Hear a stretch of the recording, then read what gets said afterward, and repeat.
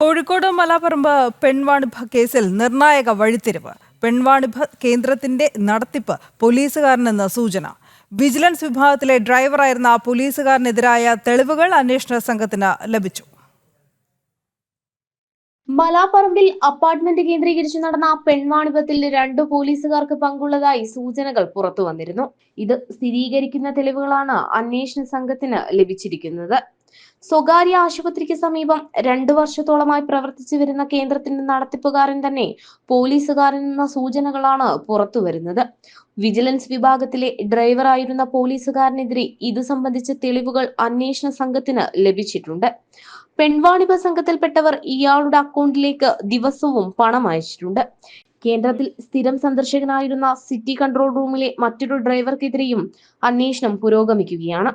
പ്രാഥമിക അന്വേഷണത്തിന്റെ ഭാഗമായി 2 പോലീസ് ഉദ്യോഗസ്ഥരെയും ജോലിയിൽ നിന്ന് മാറ്റി നിർത്തിയിരിക്കുകയാണ്.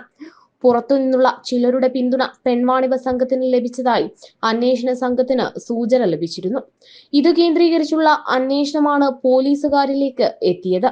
പ്രധാന പ്രതിയായ വയനാട് സ്വദേശി ബിന്ദുവിന് 2022 സമാന കേസുണ്ടായിരുന്നു. മെഡിക്കൽ കോളേജ് സ്റ്റേഷൻ പരിധിയിലെ കേസുമായി ബന്ധപ്പെട്ടാണ് പോലീസുകാർ പ്രതിയുമായി സൗഹൃദം സ്ഥാപിച്ചത്. പെൺവാണിഭ കേസിൽ 2 പോലീസുകാരെയും പ്രതി ചേർക്കാനാണ് സാധ്യത.